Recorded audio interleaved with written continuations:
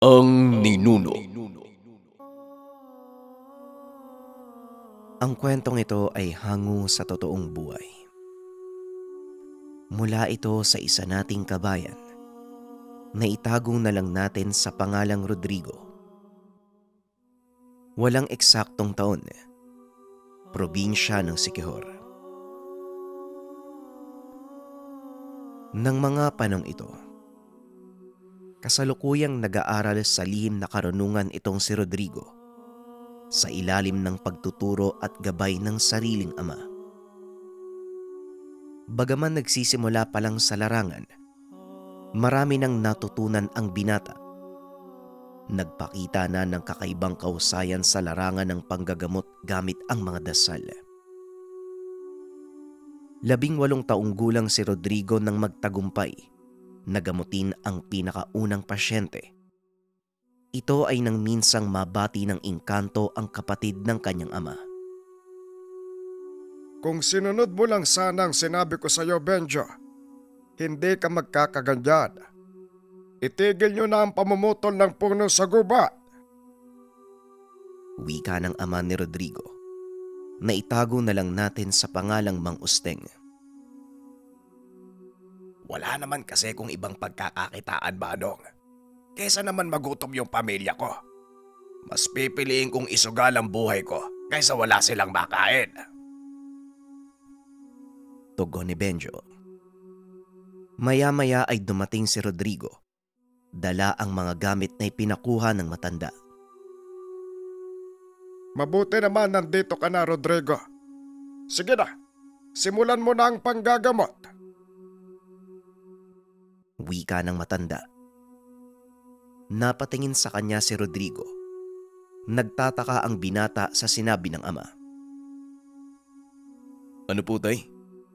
Tama po ba yung narinig ko? Bakit ako? Tanong ni Rodrigo.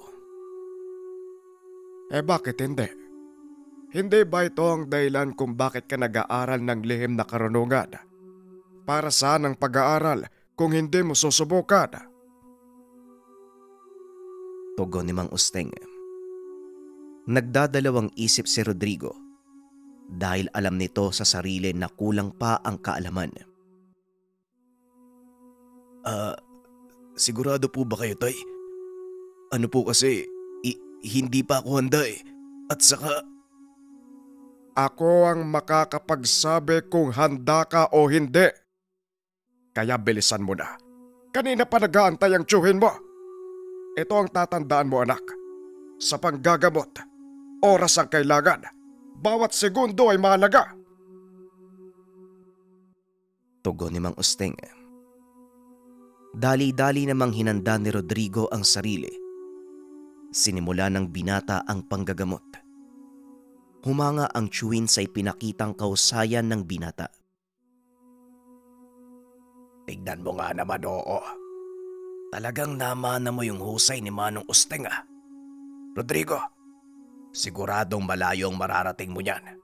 Basta ituloy mo lang. Para sa kabutihan naman ang ginagawa mo. Napapangiti na lang ang binata. Hindi ito nagsasalita dahil nakatuon ang atensyon nito sa hawak na kandila.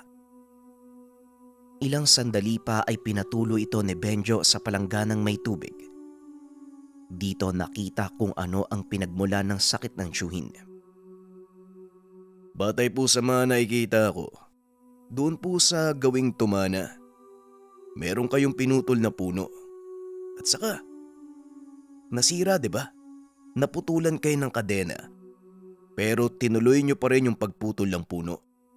Yung naputol nyo po kasi, tirahan ng isang pamilyang duwending pula. Wika ni Rodrigo. Dinungaw ni Mang Usteng ang planggana. Nakita nitong tama ang sinabi ng binata. Aba, ayos ah. Magaling, Rodrigo. O ngayon, ano ang dapat mong gawin sa tiyuhin mo? Tanong ni Mang Usteng. Magdala ka ng 2 buhay na manok. Talian mo sa paa ng pulang tela at pakawalan sa lugar. Magsaboy ka din ng pulang asukal sa pinutol na puno. Magsindi ka ng insenso. Humingi ka ng tawad.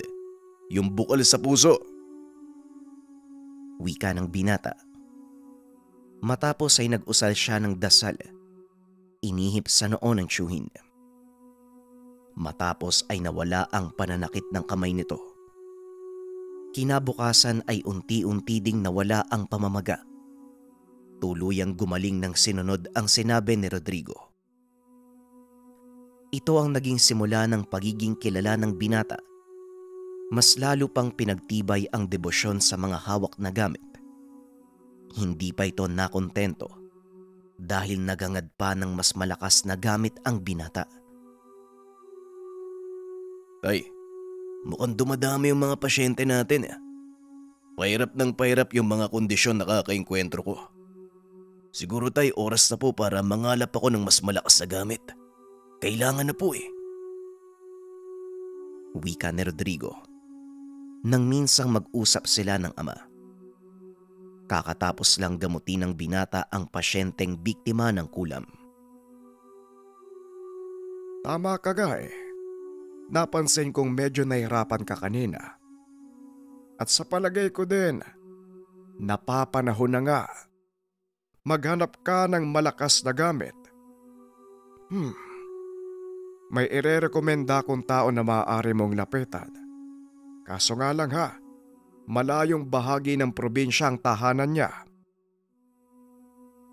Tugon ni Mang Usteng. Tumatanda na ito at alam niyang balang araw, hindi nakakayanin ang malakasang panggagamot. Lalo pat parami ng parami ang banta sa kanila. Dahil sa pagtanggap ni Rodrigo ng mga nakulam at nabarang. Hindi po ako magdadalawang isip tay kung para po ito sa ikabubuti ng nakararami. Handa po ako magsakripisyo. Bukas sa bukas, lalakad po ako.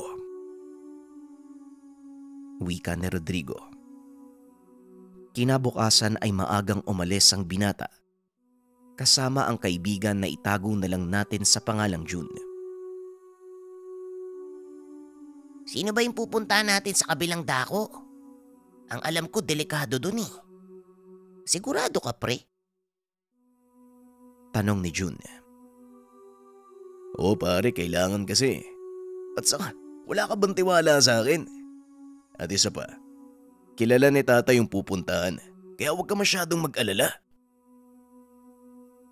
Tugon ni Rodrigo. Mahigit 2 oras ang biyahe papunta sa lugar. Napansin ng binatang mabundok na ang tinatahak nilang daanan. Hindi lang nito pinapahalata. Ngunit kinakabahan din siya ng mga oras na yun. Ilang sandali pa ay huminto na ang bus. Narating na ng 2 ang kanilang pupuntahan. Nandito na tayo? Saan naman banda dito yung pupuntahan natin? Tanong ni June. Medyo malayo pa dito Ang sabi ni tatay, kilala daw siya sa bayang to. Kaya maghanap muna tayo ng makakainan at medyo nagugutom na din ako. Doon na rin tayo magtanong-tanong. Pumasok ang 2 sa isang kainan. Medyo marami ang tao sa lugar at karamihan sa mga ito. Mga driver na bumabiyahe sa lugar at iba pang mga tendero ng produkto. Mamili ka na ng uulamin natin pare Ako na yung hahanap ng mauupuan. Wika ni Rodrigo. Nag-ikot ito sa loob ng kainan. Nakakita ng mesa. Kaso nga lang, may isang matandang nakaupo. Nilapitan nito ni Rodrigo. Nakiusap kung pwede silang makiupo ng kaibigan. Walang problema. Ako lang naman mag-isa dito. Tugon ng matanda. Maya-maya ay dumating si June. Dala ang kanilang pagkain. Ayos. O ito pre kain na. Wika ni June. Napansin ni Rodrigo na tila nangihina ang matanda. Nakapako ang tingin sa dalang pagkain ng kaibigan. Tang, kumain na po ba kayo? Tanong ng binata. Napayuko na lang ito sabay iling. Kagad namang inutusan ni Rodrigo ang kaibigan na kumuha pa ng isang plato ng pagkain para sa matanda. Nako, wag na. Nakakahiya naman. At isa pa, baka magalit ang may-ari. Bawal kasing kumain ng mga kagaya ko dito. Hindi lang ako napansin dahil maraming tao. Wika ng matanda. Hindi po kayo papalabasin yan. Ako pong bahala sa inyo. Tugon ng binata. At habang kumakain nilapitan sila ng isang lalaki, walang pagdadalawang isip na sinita ang matanda. Ilang beses ko bang sasabihin sa'yo, Tandang Hiner, na hindi ka pwedeng tumambay dito? Ang kulit mo rin, Hino. Talagang kumain ka pa. Narende si Rodrigo sa sinabi ng lalaki. Kaya naman tumayo ito at kinumpronta. Sandali lang naman po. Hindi naman nata na pagsalitaan nyo ng ganyan yung kasama ko. At isa pa, babayaran naman namin yung kinain niya. Ano bang problema? Wika ng binata. Napangiti ang lalaki at umiling. Sino ka naman ha? Yabang nito ah. Tanong ng lalaki. Hindi mo ba nakikita? Kumakain kami sa karinderya. Nagbabayad kami. Kaya siguro naman, alam mo ang kalakaran. Tugon ni Rodrigo. Medyo naiirata na ito dahil tila ayaw paawat ng lalaki. Hinila pa nito ang kamay ng matanda upang itayo. Hinawakan ng binata ang kamay nito. Nagulat ang lalaki dahil napakaigpit ng kapit ni Rodrigo. Hindi mo alam kung sino yung binabangga mo, bata ah. Dayo ka dito, no? Tugon ng lalaki. At dahil mainit na ang ulo ni Rodrigo, pinatulan niya ito. Hoy, wala akong pakialam kung sino ka. At kung hindi mo titigilan yung matanda, sasamain ka sa akin. Sa pagkakataong iyon, binitawan ng lalaki ang kamay ng matanda at naglakad palabas. O talagang gusto mong masaktan ha? O sige, dun tayo sa labas. Ayoko makasira dito eh. Kagad namang sumunod si Rodrigo, ngunit hinawakan ng matanda ang kanyang kamay. Nako iho, wag mo na siyang patulan. Mapapahamak ka lang. Napakarami ng alipores ng taong yan. Wika ng matanda. Wag po kayong mag-alala, tatang. Ako po ang bahala. Ayoko lang po na may inaapi sa harapan ko eh. Ayoko sa lahat, yung mayayabang na tao. Tugon ni Rodrigo. Nako tatang, hindi niyo po kilala yung kaibigan ko. Tignan niyo po yung gagawin niya. Wika ni Jun. Matapos ay sumunod ang mga ito sa kinaroroonan nila Rodrigo. Talagang gusto mong mapahamak ano? Hindi mo alam ang pinasok mo, bata. Nga pala, kilala ako dito sa pangalang Adolfo. Ako ang may hawak sa lugar na to. Ako din yung may-ari ng karenderyang kinakainan nyo. Napangiti si Rodrigo at nagkamot ng ulo. Alam mo, sa totoo lang, wala akong pakialam kung sino ka eh. Ayoko lang sa mayayabang at ayoko lang na may inaapi sa harapan ko. Ayoko nang may binabasto sa harapan ko. At isa pa, ang pinakaayoko sa lahat, yung nasisira yung tanghalian ko. Tugon ng binata. Ngunit laking gulat nito nang bigla siyang paligiran ng ilang kalalakihan. Ito na nga ba ang sinasabi ko? Tumakbo ka na! Hindi ka bubuhayin ng mga yan. Wika ng matanda. Ngunit imbis na sundin ito, sinugod ng binata ang mga kalalakian. Nasorpresa ang mga ito sa kakaibang bilis ng binata. Nagawa niyang patumbahin ang 4 na lalaki sa pamamagitan lamang ng tagi-isang suntok. Kaya naman pala. Kaya pala malakas yung loob mo eh. May tangang kang mutya. Hulaan ko. Mutya ng kidlat para sa bilis. At ang ngipin ng kalabaw para sa lakas. Mahusay ah. Mukhang magiging magandang laban to. Wika ni Adolfo. Pasensya na pare, pero mali ka. Wala akong tanga na mutya. Kung ano man ang nakikita mo ay normal na kakayahan ko. Huwag mong antayin na gamitan pa kita ng mga kaalaman ko. Tumawa ng malakas si Adolfo. Naglakad ito papalapit sa binata. Ngunit ng ilang metro na lang ang layo nito, bigla siyang napahinto. Sandali lang. Normal na kakayahan? Walang tangang mutya. Pero nagtataglay ng kakaibang lakas. Ikaw ba yung anak ni Tatang Usting? Tanong ni Adolfo. Oo, tama ka. Ako nga. Eh ano naman ngayon? Tugon ni Rodrigo. Naku, pasensya na. Hindi tayo dapat naglalaban eh. Hindi kita kagad nakilala. Ako si Adolfo, yung kaibigan ng tatay mo. Wika ni Adolfo. Nung una ay hindi pa naniwala si Rodrigo. Ngunit nang ipakita nito ang medalyong suot, kagad itong nakilala ng binata. Yan nga yun ah. Yan yung medalyon ng tatay ko. At sabi niya sa akin, kung sino man ang may suot niyan, yun ang pagkakakilanlan ng taong pinapahanap niya. Tugon ni Rodrigo. Nilingon niya si Jun. Nagtataka ito dahil wala na yung matandang kasama nila. Wala na eh. Umalis na si Tatang. Hindi ko din namalayan.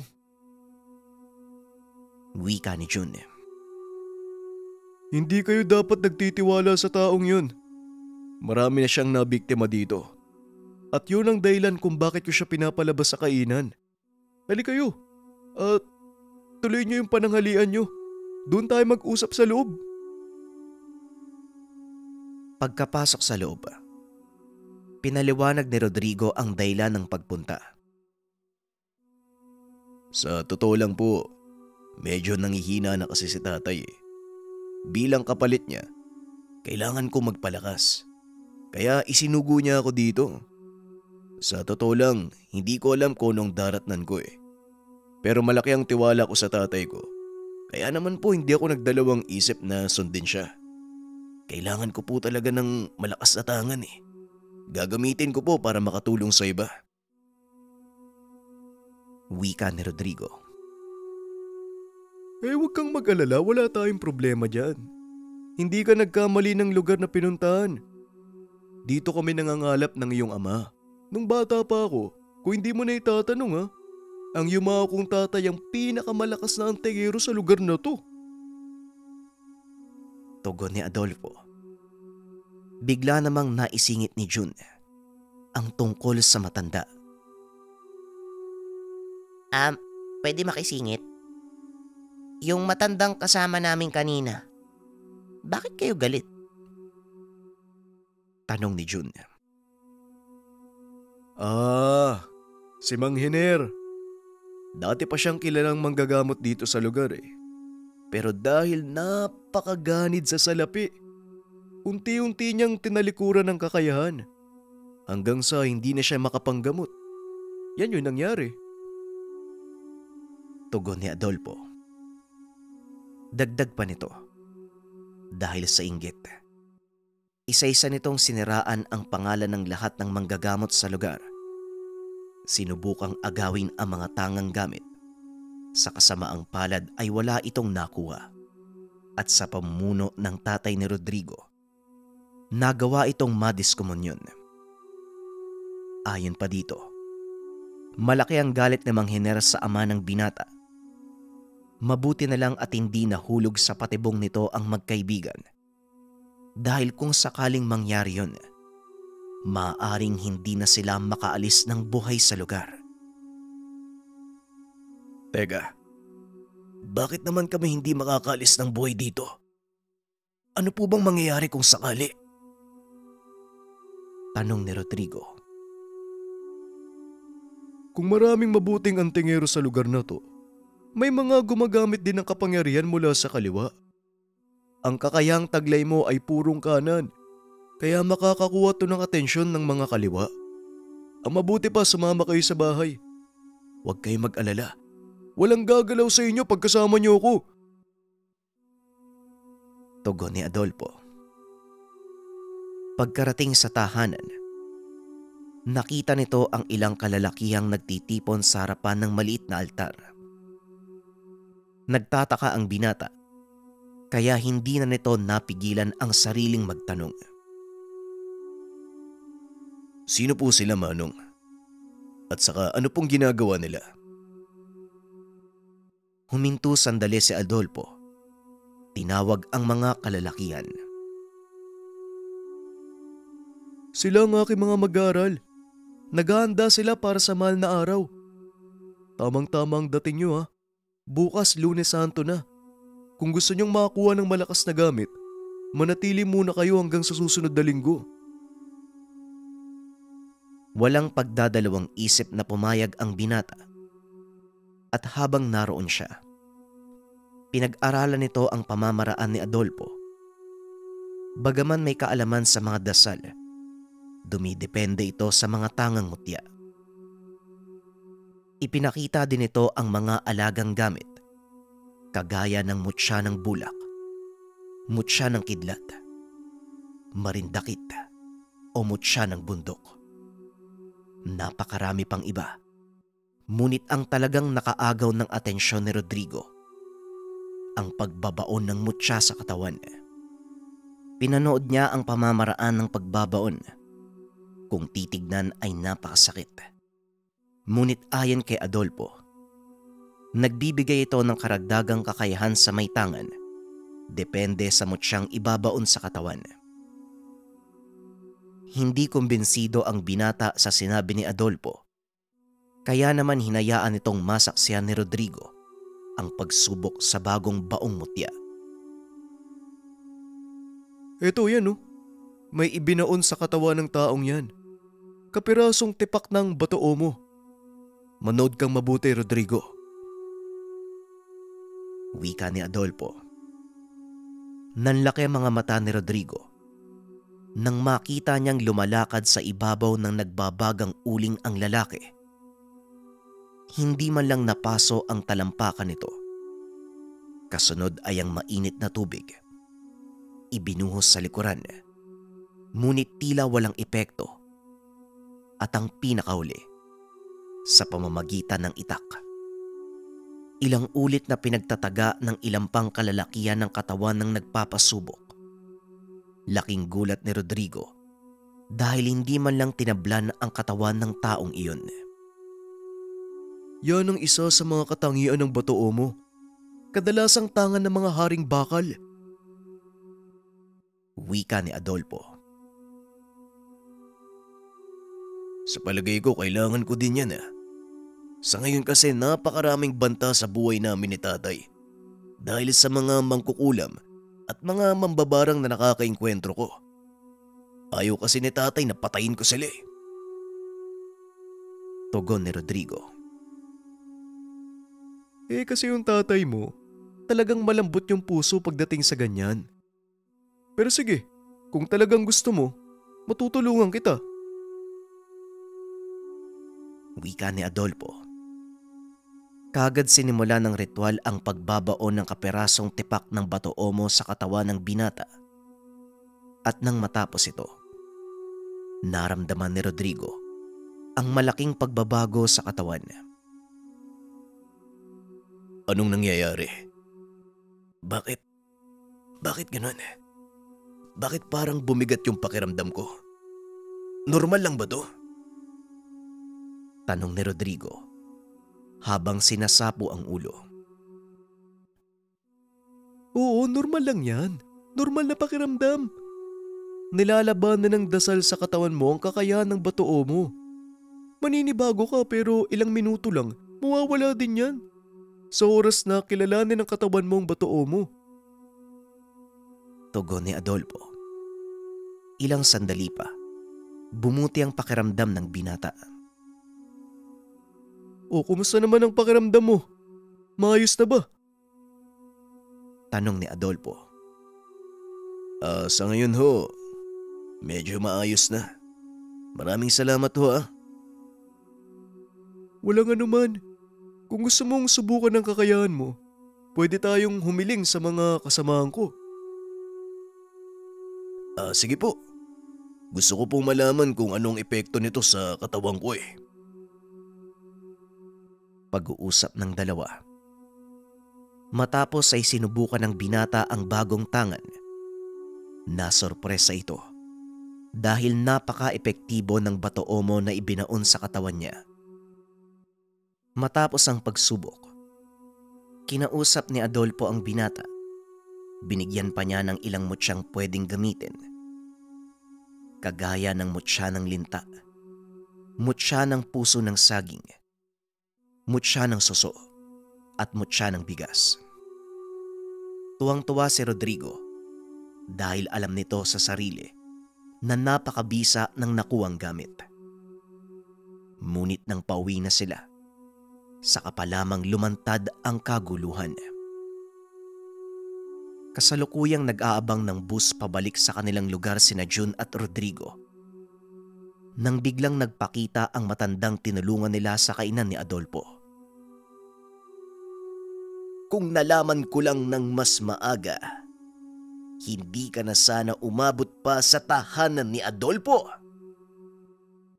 Wika ni Mang Hener. Tatang, wala po akong personal na galit sa inyo. Kung galit po kayo sa tatay ko, siguro naman may sapat siyang dahilan kung bakit nangyari ito. Tugon ni Rodrigo. Wala kang alam. Masyadong pakialamero ang tatay mo. Oo, wala kang personal na galit sa akin. Pero ako, meron. Galit ako sa lahat ng kaanak at kaibigan ng taong nagtanggal sa akin ng kakayahan. Wika ni Mang Hener. Sabay senyas. Naglabasan ang ilang kalalakian. Walang pang itaas na saplot. Tadtad ng mga tattoo ang katawan. May mga nakasabit ding medalyon sa leeg ng mga ito. Kagaya ng sinabi ko, tatang, wala akong personal na galit sa inyo. Pero kung talagang mapilit kayo at masasaktan kami ng kaibigan ko, wala akong magagawa kung hindi ang lumaban. Huwag niyo lang sana akong sisisihin sa mangyayari. Tugon ni Rodrigo. Hindi nito lubos na maisip na napakarami palang nagtatangan ng mga agimat sa lugar. Ang buong akala niya, dahil sa modernong panahon, unti-unti nang naglaho ang ganitong paniniwala. Kagad naglapitan ang mga kalalakian. Kinuyog ang magkaibigan. Sinabihan ni Rodrigo ang kaibigang wag lalayo sa kanya. Kanya-kanyang sugod ang mga kalaban, ngunit nagagawang iwasan ng binata ang mga atake. Kaagad ding gumagante ng suntok. Sa kabila ng napakaraming bilang ng mga ito, nagagawang makalamang ng binata sa laban. Napabagsak na nito ang ilan sa mga kalalakian, ngunit napakarami pa rin ang naiwan. Jun, sa oras na makahanap ka ng pagkakataon, tumakbo ka sa kainan ni Mang Adolfo. Humingi ka ng tulong. wika ni Rodrigo. Nang makakita ng pagkakataon, mabilis na tumakbo ang kaibigan papunta sa karinderya. Habang pilit na nilalabanan ang mga sumasalakay, walang kaalam-alam ang binata na unti-unti na pala siyang nahuhulog sa patibong ng matanda. Ilang sandali pa, nakaramdam siya ng panghihina.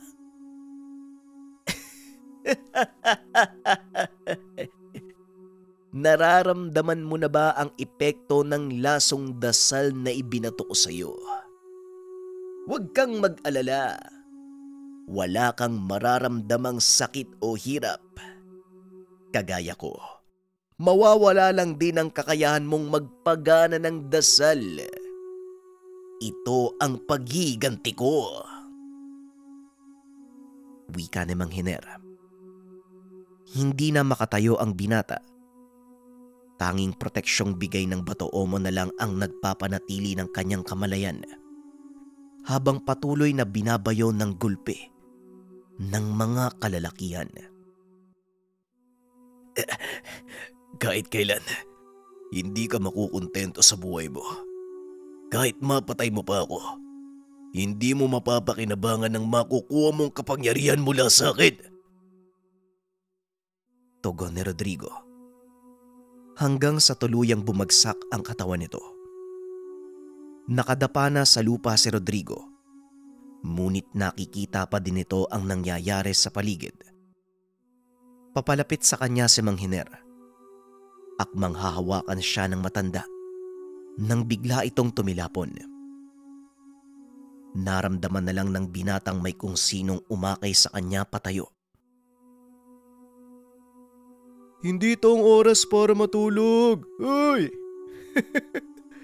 Rodrigo, kailangan mong tapusin yung laban.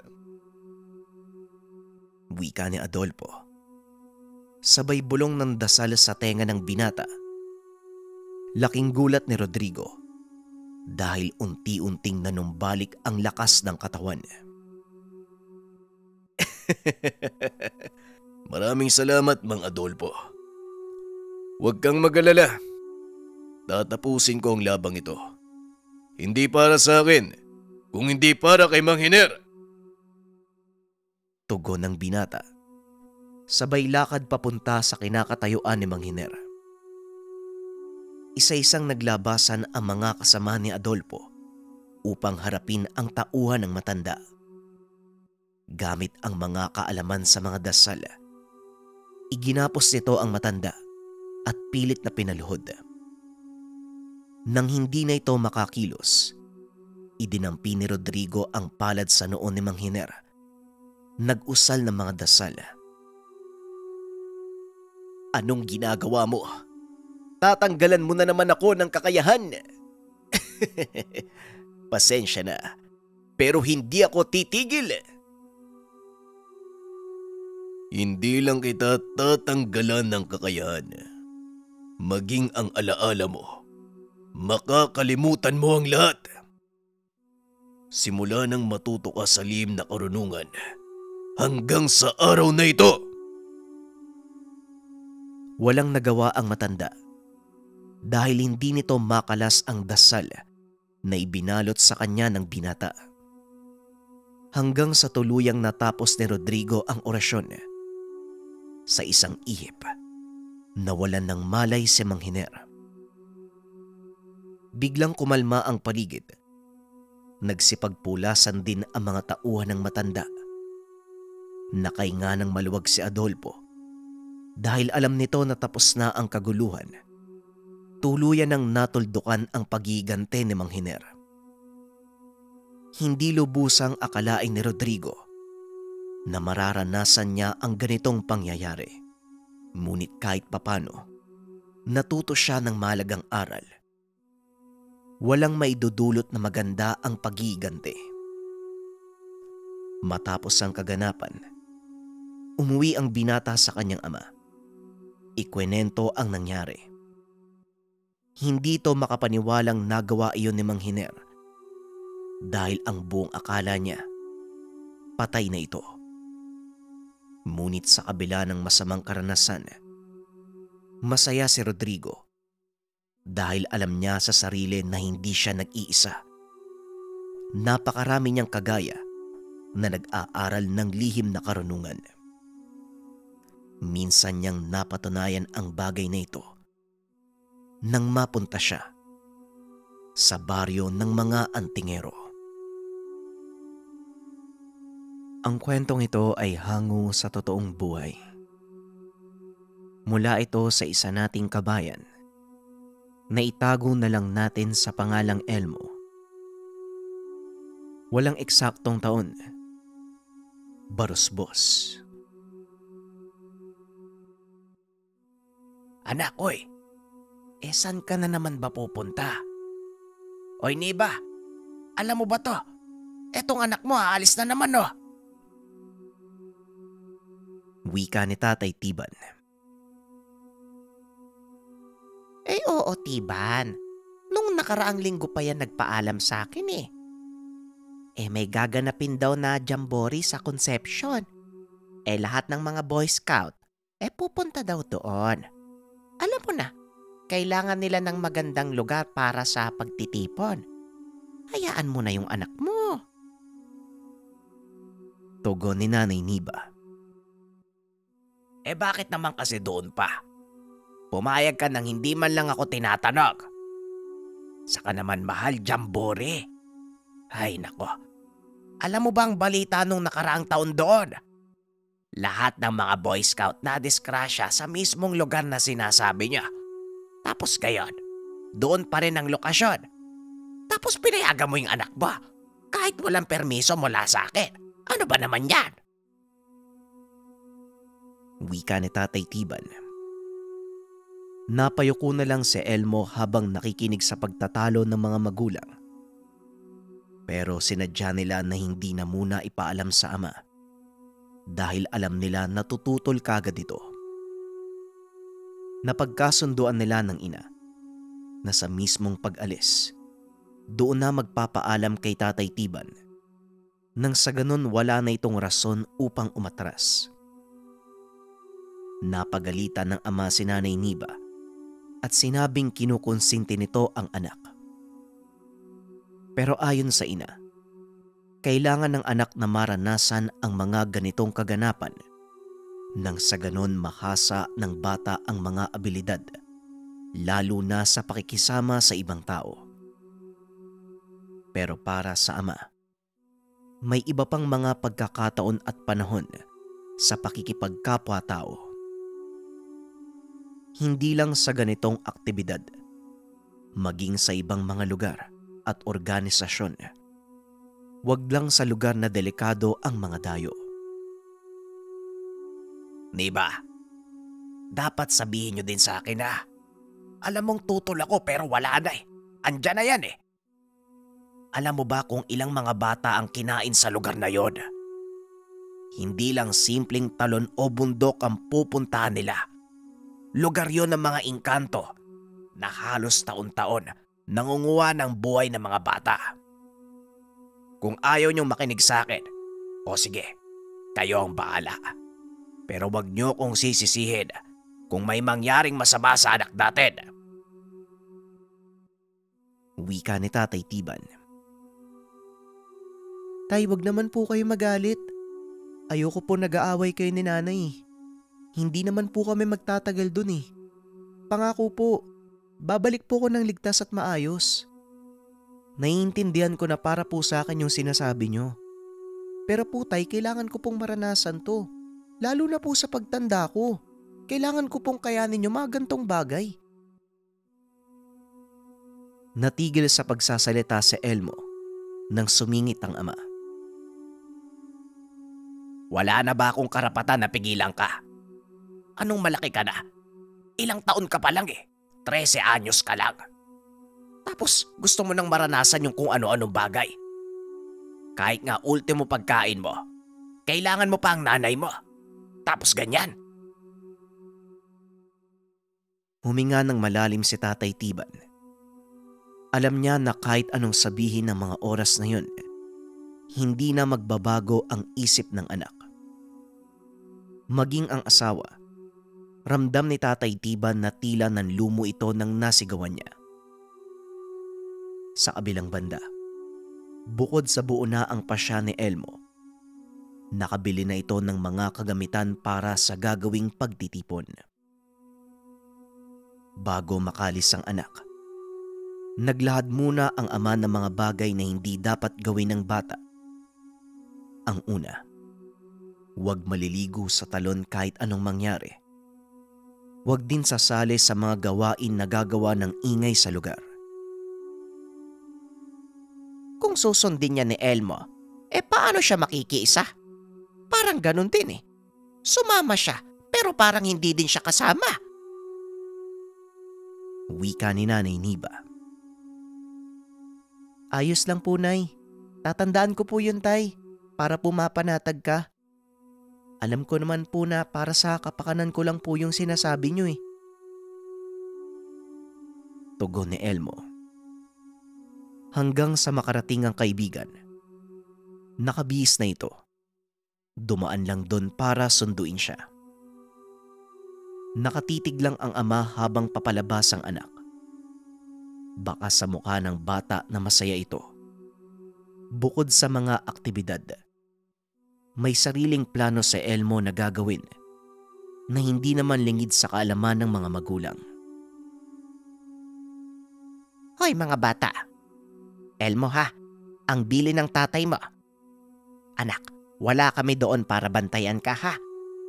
Nga pala, may ibibigay ako sa inyo. Eto, panyo ng birhen, pang protection, hindi lang pampunas sa pawis. Wika ni Nanay Niba. Maraming salamat po, Nay. Saan niyo po ito nabili? Ang ganda naman po. May nakaburdang imahe ng birhen. Ano pong ibig sabihin nito? Tay, pangako po. Sasama po ako, pero susundin ko po lahat ng sinabi niyo. Pangako ko po yan. Wika ni Elmo. Wala na ako magagawa. Basta umuwi ka ng ligtas. Sundin mo ang lahat ng bilin ko at mag-iingat ka. Sige na, naghihintay na ang kaibigan mo. Dalian mo na. Wika ni Tatay Tiban. Ngumiti si Elmo. Humalik na sa mga magulang bilang pagpapaalam. Habang papalayo ang bata, napabigkas si Nanay Niba ng simpleng dasal para sa maayos na biyahe ng anak. Bago tuluyang makapunta sa lugar, marami pang mga bata ang sinundo. Halos puno na ang mga jeep na inarkila ng mga namamahala sa Jamboree. Ilang paaralan din ang nakilahok sa aktibidad. Ilang oras ang naging biyahe bago nila narating ang lugar na pagdarausan ng pagtitipon. Tuwang-tuwa naman ang lahat. Napakaganda ng lokasyong pinaglagyan ng mga papag at mga bahay para sa 3 araw na pananatili sa lugar. Bago magtanghalian, inipon ng mga lider ang bawat bata. Naglatag ang mga ito ng mga gagawin at mga hindi dapat gawin. O mga bata, makinig kayo sa sasabihin ni Mang Pedring ha. Siya ang nakatoka sa hanay natin. Lahat ng sasabihin niya, pakinggan niyo ha, para maiwasan natin na magkaroon ng problema. Wika ni Teacher Ann. Ang mga bata, una sa lahat, hindi kayo pwedeng lumabas sa mga nakalagay na harang. Kada lugar na makakakita kayo ng dilaw na watawat, ang ibig sabihin hindi kayo pwedeng lumampas. At syempre, hindi kayo pwedeng pumitas ng kahit anong halaman sa lugar para maiwasan ang problema. Magtatanong muna kayo sa akin na, o hindi kaya kay Teacher Ann, bago kayo gumawa ng kahit anong bagay. Wika ni Mang Pedring. Sumang-ayon ang mga bata, maliban sa kaibigan ni Elmo na si Jerry. Para itong may diferensya sa pagsasalita. Mahina ang pandinig.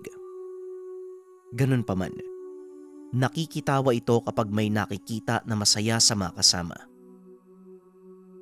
Sa kabilang banda, Tila wala itong naintindihan sa lahat ng sinabing alituntunin ng matanda. Ramdam ito ni Elmo, lalo pat napansin niya na iba ang ginagawa ng kaibigan. Naging alerto naman si Elmo sa pagbabantay kay Jerry dahil baka merong masamang mangyari sa kaibigan. Sa kasamaang palad, kahit anong paliwanag na ang ginawa ni Elmo, ayaw siyang pakinggan. Tinatakpan pa nito ang tenga, tumatawa na tila nang aasar pa. Pero hindi naman ito pinatulan ni Elmo, bagkus niyaya na lang na tumulong sa mga gawain. Ano bang nangyayari sa'yo? Parang wala kang narinig sa lahat ng bilin ah. Ayos ka lang ba, Jerry? Tanong ni Elmo. Paano natin masusulit yung lugar kung lahat bawal? Sa palagay ko, wala namang masama kung maliligo tayo sa talon eh. Pero dun yun banda oh. Wika ni Jerry. Pipigilan pa sana ito ni Elmo, pero bigla na lang itong tumakbo. Dahil abala ang lahat, walang nakapansin sa kanila. Tinatawag pa ni Elmo ang kaibigan, pero mas mabilis ang pagtakbo nito. Ilang sandali pa narating na ng dalawa ang nasabing talon. Namangha si Elmo sa ganda ng lugar, pero nakita niya ang mga nakapalibot na harang. Naalala niya ang bili ni Mang Pedring, maging ng ama. Pipigilan sana ni Elmo si Jerry, pero huli na ang lahat dahil biglang tumalo ng kaibigan. Ni hindi nang hubad ng saplot ang bata, tila wala itong nakikitang babala, ni hindi man lang pinakinggan si Elmo. Jerry! Jerry! Nasaan na yun? Hoy! Huwag ka naman magbiro ng ganyan oh! Tulong! Tulungan niyo kami! Wika ni Elmo. Pero kahit anong sigaw, walang tao na nakakarinig sa kanya. Kinakabahan si Elmo. Tila kada sigaw, umieko lang ang tinig. Ilang minuto pa ang lumipas. Napagpa siya ng bata na bumalik sa lugar kung nasaan ang mga kasama. Pero hindi niya maalala kung saan ang tamang daan. Hindi niya alam kung saan susuot dahil sa sukal ng gubat. Kahit anong gawin niyang paglalakad, bumabalik lang siya sa parehong pwesto. Hanggang sa napagod na si Elmo kakahanap sa daan pabalik. Dahil makapal ang mga puno sa lugar, kahit maliwanag pa, medyo madilim ang paligid. Nagsimula nang umiyak ang bata.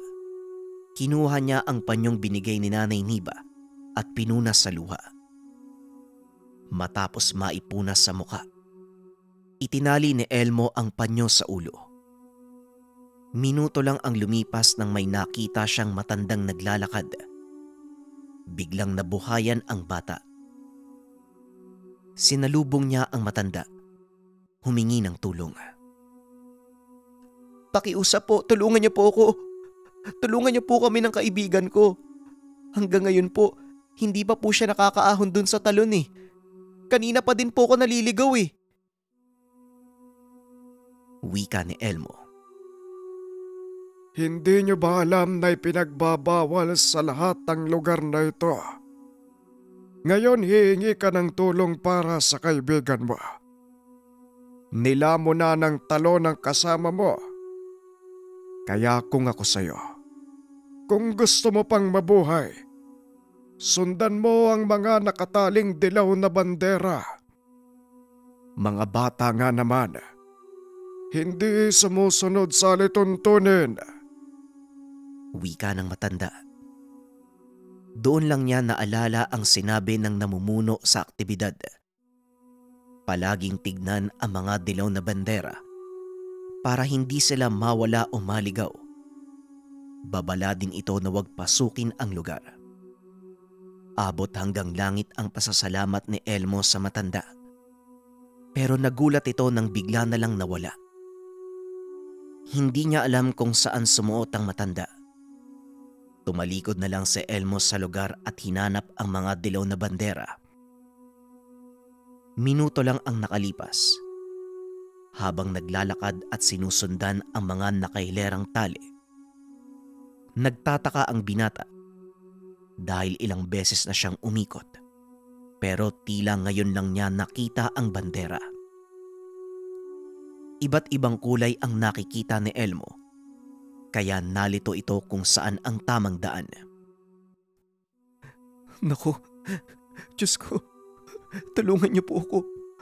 Pakiusap po, tulungan niyo po ako. Pangako po, magiging mabuting bata na po ako. Wika ni Elmo. Hahawakan na sana niya ang banderang pula. Biglang may pumalo sa kamay niya.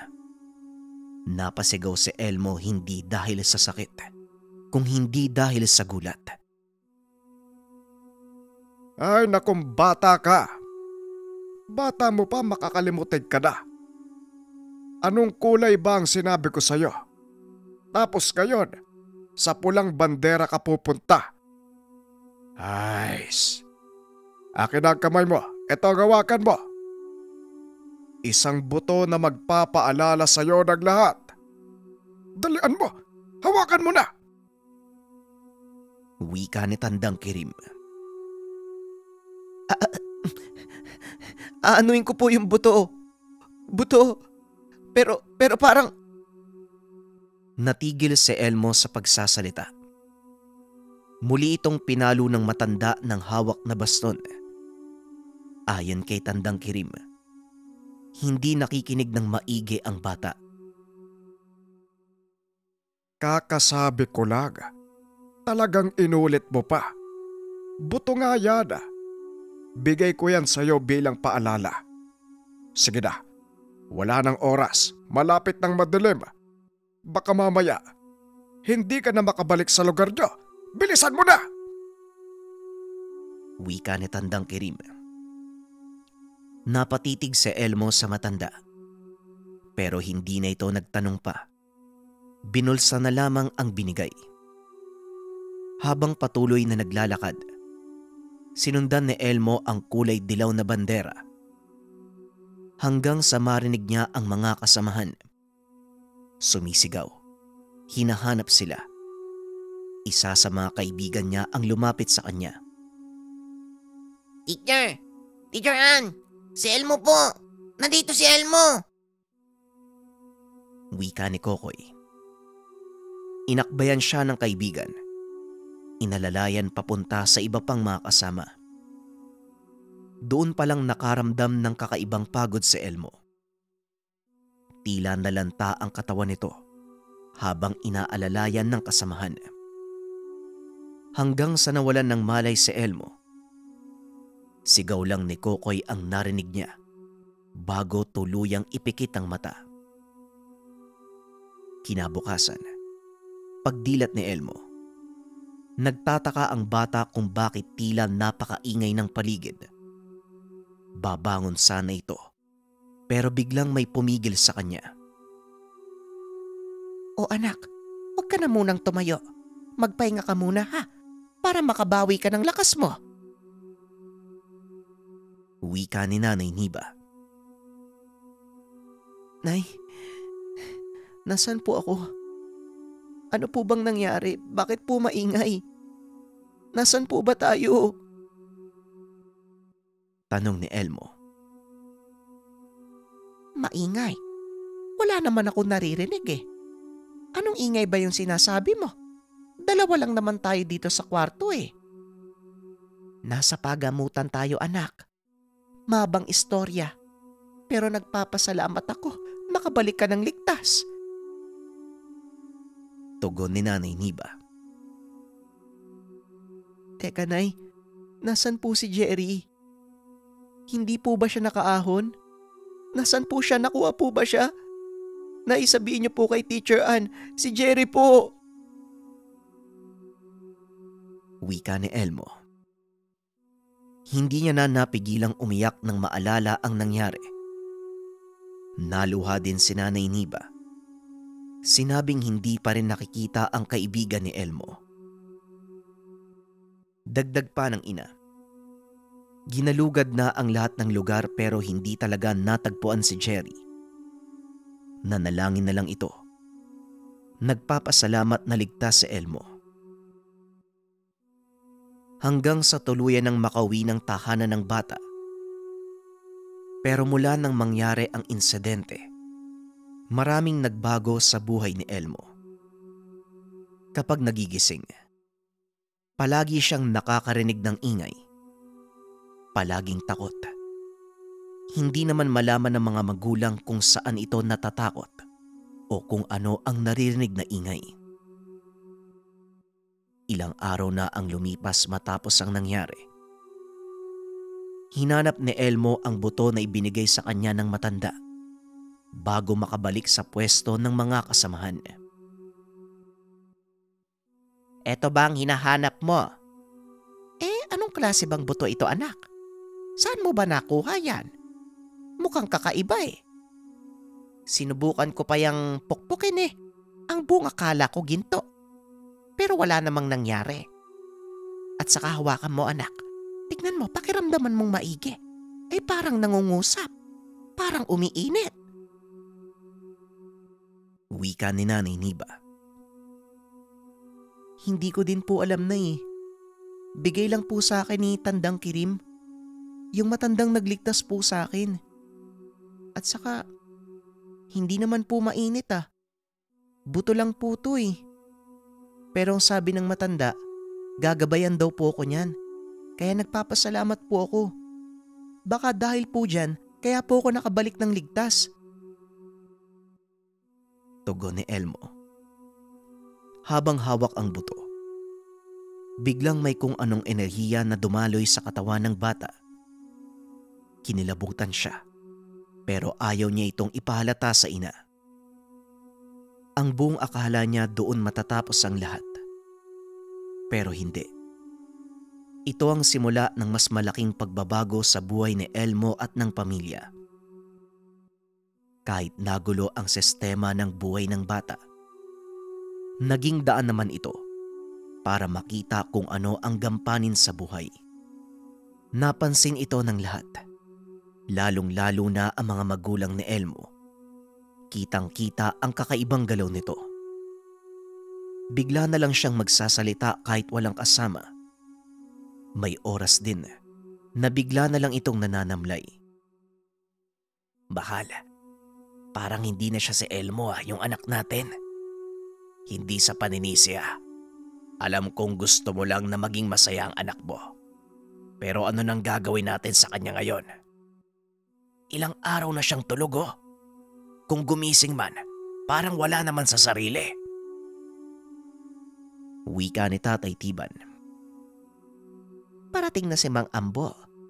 Patawarin mo ko kung ganito yung nangyari sa pasya ko. Pero panalangin ko, mailigtas si Elmo. Hindi ko rin naman gusto yan eh. Tugon ni Nanay Niba. Bago ang tanghalian, nakarating na ang manggagamot sa tahanan. Pagpasok pa lang sa kwarto ni Elmo, kung saan ito nagpapahinga, bigla itong napayuko. Tila may kinakausap at parang may inaakbayan pa. Nagkatingin na naman ang mag-asawa. Iniisip nila kung anong nangyayari. Maya-maya pa, biglang tumawa ang albularyo. Tila tuwang-tuwa sa mga nakikita. Papasok na din sana si Tatay Tiban sa kwarto, pero inawat siya ni Nanay Niba. Hayaan mo na muna siyang matapos. Ramdam ko, magiging maayos na ang lahat, Tiban. Magtiwala lang tayo. Magdasal tayo. Wika ni Nanay Niba. Napakalma ni Nanay Niba ang asawa. Kaya nanatili na lang silang nakamasid habang sinusuri ni Mang Ambo si Elmo. Ilang sandali pa ang lumipas. Lumabas si Mang Ambo na maaliwalas ang muka. Hinayaan na muna nila si Elmo sa kwarto. Dinala ng mag-asawa sa kusina ang albularyo para makausap. Habang nagkakape, doon pinaliwanag ni Mang Ambo ang lahat ng nangyari. Ipanatag niyo ang kalooban niya. Maayos na si Elmo. Pero nasa kanya kung tatanggapin niya ang gampaning ibinigay. Kung nagtataka kayo kung bakit nakakatulog siya ng ganong kahaba, dahil wala siya ngayon sa mundo natin. Naroon siya sa kabilang dimensyon, sa mundo ng mga engkanto.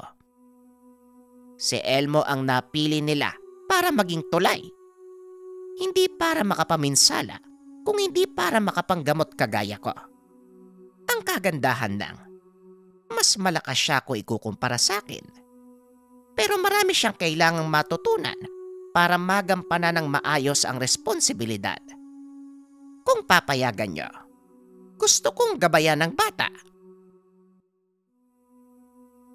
Tumulo ang luha sa mga mata ni Nanay Niba. Pero sa kabilang banda, nagpapasalamat pa rin ito dahil maayos ang anak. Ganon pa man, nagtiwala ang mag-asawa na matutulungan ni Mang Ambo ang anak, kaya tinanggap nila ang alok nito. Sa kasalukuyan, naging tanyag na manggagamot si Elmo dahil sa pag-alalay at sa gabay ng mga engkanto. Tinulungan niya ang mga nakapalibot sa kanya. Naging tagapagpamulat din si Elmo sa mga taong hindi naniniwala sa kakaibang bagay sa pamamagitan ng kakayahang ibinigay sa kanya. Naibabahagi niya ito ng maayos at may kabuluhan.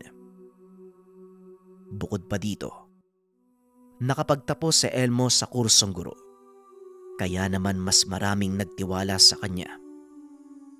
Bukod sa pagbabahagi ng kaalaman, nakapagbabahagi din siya ng kagalingan sa taong bayan. Magandang araw, JD. Meron ka bang bracelet na pampaswerte or pampaswerte kapag tumataya ka? Shoutout kay Jennifer Santos para sa message na to. Meron tayong spiritual bracelet kandili. Suot ko ngayon yung version 1, mga kabayan. Ito siya, version 1 natin. At ito naman yung version 2. So mga nagtatanong, anong difference ng version 1 and version 2? Design lang, mga kabayan. Personally, mga kabayan, dalawa yung meron ako nito. Sinusuot ko siya kapag meron akong malaking meetings. JD, anong mas gusto mo sa dalawa? Depende. Yung version 1 kasi, kapag gusto ko yung simple lang, kasi hindi masyadong nag-standout yung design niya. Kapag naka-t-shirt lang ako, tapos simpleng damit lang, pero swerte, version 1. Pero kapag gusto kong nag-standout talaga yung itsura ko, ang ginagamit ko itong version 2, kitang-kita naman sa design kung gaano siya kaganda. Ano naman yung bisa nito, JD? Kung pamilyar kayo sa piyaw, ganun din yung bisa nito, pampaswerte sa lahat ng aspeto. Ang kaibahan nga lang, mas mabisa to kasi binasbasan to ng mga antingero at same time, meron tong kasamang dasal at syempre mas mura to ng 100% compare sa piyaw. Sa lahat ng interesado, nariyan ang link sa comment section or mag-message lang kayo at merong sasagot sa inyo. Maraming salamat. Ang ninuno.